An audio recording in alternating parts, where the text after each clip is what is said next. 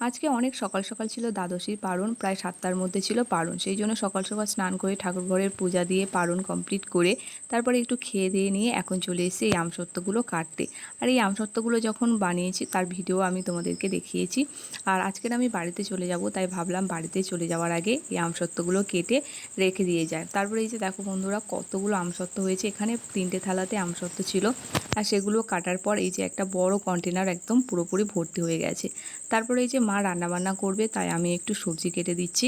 আর এদিকে মাও পাশাপাশি রান্না বসে দিয়েছে। প্রথমে এই যে মাছের ঝোল রান্না করছে।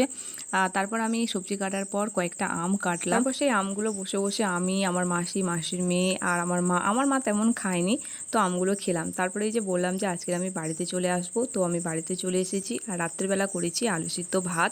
তো সেই আলু সিদ্ধ ভাতটাই এখন খাবো, সেই জন্য আলুটা একটু কাঁচা লঙ্কা সর্ষের তেল দিয়ে মেখে নিলাম। সাথে গরম ভাতে একটু সর্ষের তেলও দিয়ে দিলাম। আর আমার বর আজকে ডিউটি থেকে বাড়িতে আসার সময় নিয়ে এসেছে হলদিরাম থেকে দুটো এই যে থালি। তো এই প্যাকেট দুটো ছিল একদম নিরামিষ থালি। আর এই যে পনির ছিল আর একটা ছিল ডাল তরকা, সব মিলিয়ে